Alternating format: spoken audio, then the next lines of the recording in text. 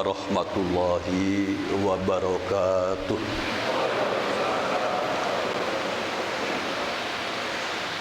Allahu akbar. Allahu akbar. Allahu akbar. Allahu akbar. Allahu akbar. Allahu akbar. Allahu akbar. Allahu akbar. Allahu akbar. Allahu akbar kabira. Walhamdulillahi katsira. Wa subhanallahi bukratan wa asila. La ilaha illallah wahdah sadaqa wa'dah wa nasara abdah wa ajja jundahu wa hazamal akhzaba wahdah. La ilaha illallah wallahu akbar. Allahu akbar walillahil hamd.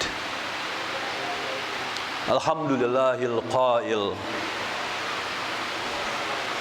walillahi 'alan nas hajjul baiti man istata'a ilaihi sabila. Wa asyhadu an la ilaha illallah wahdahu la syarikalah wa asyhadu anna Muhammadan abduhu wa rasuluh la nabiyya ba'dah. Allahumma salli wa sallim wa barik ala sayyidina Muhammadin wa ala alihi wa ashabihi wa tabi'in wa man tabi'ahum bi ihsanin ila yaumiddin. Amma ba'du, fa ya ibadallah, usikum wa nafsi bi taqwallah, faqad fazal muttaqun, wa hussukum ala ta'atihi la'allakum turhamun. Masyiral muslimin wal muslimat, jamaah Idul Adha rahimakumullah. Hari ini adalah hari yang sangat mulia. Di bulan yang dimuliakan Allah Subhanahu wa taala, yang oleh Al-Qur'an mendapat sebutan sebagai salah satu dari arba'atul hurum, di mana di antara bulan-bulan tersebut ada kewajiban ibadah yang hanya dilakukan sekali seumur hidup. Itulah dia apa yang kita kenal dengan ibadah haji. Ketika ibadah haji dilakukan dengan baik dan benar sesuai tuntunan syariah, maka pelakunya akan memperoleh predikat hajjun mabrur. Apa makna hajjun mabrur? Haji yang sukses, haji yang berhasil, haji yang baik. Karena kata mabrur berasal dari kata birrun, kebaikan. Kemudian Rasulullah dalam sabdanya mengatakan, ketika seseorang mencapai hajjun mabrur, laisa lahul jaza illal jannah. Tidak ada balasan yang akan diterima oleh yang bersangkutan kecuali surga. Allahu akbar. Allahu akbar. Allahu akbar. Walillahil hamd. Sementara itu jamaah sekalian, ketika syarat untuk berhaji sudah terpenuhi, namun seseorang tidak juga melakukan ibadah haji, Allah Subhanahu wa taala mengingatkan, wa man kafaro fa innallaha ghaniyun 'anil 'alamin. Allah ingin menegaskan, ketika kita sudah memenuhi syarat tapi tidak melaksanakan ibadah haji, sungguh kita telah melakukan hal-hal yang justru dituntut oleh agama ini. Dan Allah mengatakan, Allah tidak butuh dengan harta kalian. Allah Maha Kaya. Jamaatu Idul Adha rahimakumullah. Ada hadis yang memperkuat apa yang diancamkan Allah Subhanahu wa taala kepada mereka yang sudah sanggup berhaji tapi tidak melakukannya. Dalam hadis riwayat Ibnu Hibban, Rasulullah bersabda, sesungguhnya Allah telah berfirman, aku telah sehatkan badannya, aku telah luaskan rezekinya. Berlalu 5 tahun, baru dia mendatangiku. Sungguh orang yang seperti itu orang yang sangat rugi. Apa pesan di balik hadis ini? Bahwa ketika kita sudah memenuhi syarat, jangan ditunda untuk melakukan ibadah haji itu tadi. Allahu Akbar, Allahu Akbar, walillahil hamd. Jamaah Idul Adha rahimakumullah. Khutbah Idul Adha kali ini mengambil tema yang menarik, bahwa apabila kita membuka Al-Quranul Karim, ada 2 landasan teologis dari ibadah haji itu. Landasan teologis itu yang pertama adalah mengajak kepada semua manusia untuk mengimani Allah Subhanahu wa taala. Dan ketika mereka sudah beriman kepada Allah, maka sekali seumur hidup mereka diminta untuk berkumpul di satu tempat, di Masjidil Haram, kemudian di Padang Arafah dengan segala prosesinya. Dan ini ditekankan jamaah sekalian oleh Allah, wa azin fin nas bil hajj ya'tuka rijalan wa ala kulli dhamirin ya'tina min kulli fazzin amik. Allah Subhanahu wa taala mengingatkan kita agar kita bersemangat untuk melaksanakan ibadah haji ini. Dan pada ayat yang lain ada landasan teologis yang kedua, yaitu bahwa ketika kita melaksanakan haji, ada 3 hal yang tidak boleh kita lakukan. Dalam Al-Quran surah Al-Baqarah ayat 197, Allah mengatakan, faman farado fihinnal hajja, barang siapa melakukan ibadah haji, fala rofasa wala fusuqa wala jidala fil hajj. Inilah jamaah sekalian landasan teologis yang bersifat moral, yang bersifat akhlak, yang justru dia berpengaruh dalam kehidupan keseharian umat manusia.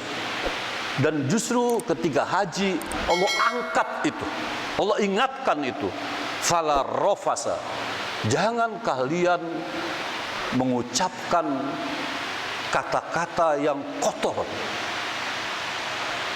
Perbuatan yang kotor dimulai dari kata-kata yang kotor. Kata-kata yang kotor datang dari pikiran yang kotor. Maka Allah melarang kita mengucapkan atau melakukan ar-rofas. Karena ketika kita melakukan ar-rofas, kita sesungguhnya memiliki pikiran yang kotor. Yang kedua, wala fusuk, jangan kalian membuat kerusakan di muka bumi ini. Kata-kata yang kotor bisa mempengaruhi banyak orang, apalagi hari ini melalui sosmed. Lalu dia akan berpengaruh. Ketika itu masuk ke benak kita, masuk pada pikiran anak-anak kita, maka ujungnya mereka akan melakukan al-fusuk. Dan ini dilarang oleh Allah Subhanahu wa taala. Yang ketiga jamaah sekalian, Allah mengatakan wala jidal. Jangan melakukan pertengkaran, konflik. Apakah itu konflik vertikal maupun konflik horizontal, Allah larang dilakukan, terutama oleh jamaah haji. Tapi tentunya ini berlaku umum untuk kita semua. Allahu Akbar, Allahu Akbar, walillahil hamd. Jamaah Idul Adha rahimakumullah. Kita masuk pada inti dari khutbah kita. Di dalam manasik haji ada dua hal yang dinyatakan oleh Allah dalam surah Al-Baqarah ayat 200 dan 201. Pada ayat 200 Allah berfirman, A'udzubillahi minasyaitonirrajim. Fa idza qadaitum manasikakum fazkurullah ka zikrikum aba'akum wa asadda zikra. Kata Allah Subhanahu wa taala, kalau kalian sudah selesai melakukan manasik haji, maka tugas kalian tidak berhenti menganggap selesai haji, tapi Allah menyuruh setelah itu berzikir sebanyak-banyaknya. Oleh karena itu, pengalaman kita ketika melakukan ibadah haji yang kita kenal dengan tasbih, tahmid, takbir, tahlil selalu digemakan oleh semua jamaah. Ucapan talbiyah juga selalu digemakan sebelum kita memulai haji. Jamaah sekalian, inti dari haji yang pertama adalah membangun hubungan yang baik dengan Allah Subhanahu wa taala. Fa idza qadaitum manasikakum fazkurullah ka zikrikum aba'akum au asadda zikra. Tapi yang menarik jamaah sekalian, pada ayat yang sama Allah menyampaikan fakta di lapangan. Apa kata Allah? Fa minan nas may yaqulu rabbana atina fid dunya. Berhenti di situ. Kata Allah, ternyata fakta di lapangan banyak jamaah haji yang hanya berdoa rabbana atina fid dunya. Lalu buat mereka yang hanya berdoa pada bagaimana bisa memperoleh kesenangan hidup di dunia saja, dan itu akan Allah berikan, tapi Allah membuat catatan. Di ujung ayat itu Allah mengatakan, wa ma lahu fil akhirati min khalaq. Di akhirat, orang yang hanya berdoa Rabbana atina fid dunya, dia tidak akan memperoleh bagiannya lagi, karena semua bagiannya sudah dia nikmati di dunia. Jemaah sekalian, ayat ini ingin menegaskan kepada kita semua, itulah dia world view, cara pandang hidup yang duniawi oriented, yang orientasinya hanya dunia saja. Dari pagi sampai malam dia bekerja keras, sekedar hanya untuk memperoleh kenikmatan dunia. Kalau ditanya apakah dia beragama, beragama. Apa agamanya? Islam misalnya. Tetapi ketika dia menganut pemikiran yang seperti ini, sesungguhnya dia telah terjebak dalam pola hidup yang tidak sehat. Itulah dia orientasi duniawi. Kemudian di ayat yang selanjutnya, wa minhum, di ayat 201 Al-Baqarah, Allah berfirman, wa minhum may yaqul, dan di antara mereka ada yang berdoa, Rabbana atina fid dunya hasanah wa fil akhirati hasanah wa qina azabannar. Jemaah sekalian, kalau yang pertama orientasinya duniawiyah semata, tapi yang kedua ini adalah mereka yang menganut pandangan hidup, world view yang orientasinya dunia akhirat. Dan justru doa inilah yang selalu menjadi doa penutup dari munajat-munajat kita. Jadi doa ini berhubungan dengan ibadah haji. Doa ini digambarkan oleh Allah bahwa ada dua pola pemikiran dari jamaah haji itu sendiri. Jadi ada jamaah haji yang ketika dia beribadah, selesai ibadah, dia hanya minta pada Allah, kasih saya kesenangan hidup di dunia, perkuat kedudukan saya, perkuat usaha saya, dan seterusnya. Semuanya bersifat duniawiyah semata. Tapi Allah menganjurkan kepada kita untuk menjadi orang-orang yang seimbang. Dan itu tercermin dalam doa kita. Rabbana atina fid dunya hasanah wa fil akhirati hasanah wa qina azabannar. Ternyata doa yang selalu kita lantunkan, yang menjadi penutup doa-doa kita, berkaitan dengan ibadah haji. Dan dia memberikan gambaran bahwa ibadah haji itu memang bagian dari rukun Islam. Dan haji itu puncak dari ibadah kita kepada Allah Subhanahu wa taala. Mudah-mudahan jamaah sekalian, kita hidup dengan pola pemikiran yang diajarkan oleh Allah, orientasi duniawi ukhrawi. Kita bahagia di dunia dan kita bahagia di akhirat.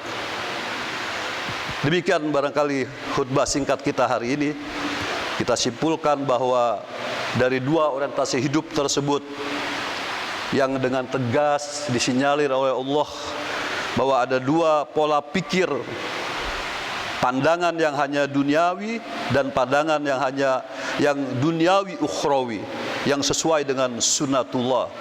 Hidup bermakna dan berimbang yang tercermin dari doa penutup setiap kita bermunajat kepada Allah Subhanahu wa taala. Kita doakan jamaah sekalian, semoga seluruh hujat yang jumlahnya lebih dari 1 juta orang di tanah haram saat ini meraih predikat hajjun mabrurun. Dan kita doakan mudah-mudahan mereka semua memiliki orientasi hidup yang diajarkan oleh Allah Subhanahu wa taala. Akhirnya marilah khutbah ini kita tutup dengan doa. Innallaha wa malaikatahu yusholluna 'alan nabi ya ayyuhalladzina amanu shallu 'alaihi wa sallimu taslima. Allahumma shalli 'ala sayidina Muhammad wa ala alihi wa sahbihi ajma'in. Allahumma ighfir lil muslimina wal muslimat wal mu'minina wal mu'minat al hayya'i minhum wal amwat innaka sami'un qaribun mujibud da'wat ya qadiyal hajat.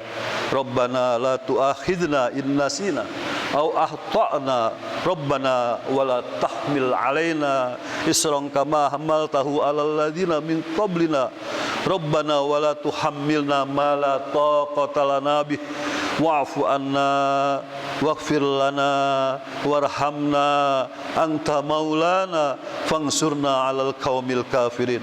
Allahumma ij'al hadza baladan aminan warzuq ahlahu minas samarat man amana minhum billah wal yaumil akhir. Rabbana zalamna anfusana wa lam taghfir lana lanakunanna minal khasirin. Rabbana atina fid dunya hasanah wa fil akhirati hasanah wa qina adzabannar. Subhana rabbika rabbil izzati amma yasifun wa salamun alal mursalin walhamdulillahi rabbil alamin. Assalamualaikum warahmatullahi wabarakatuh.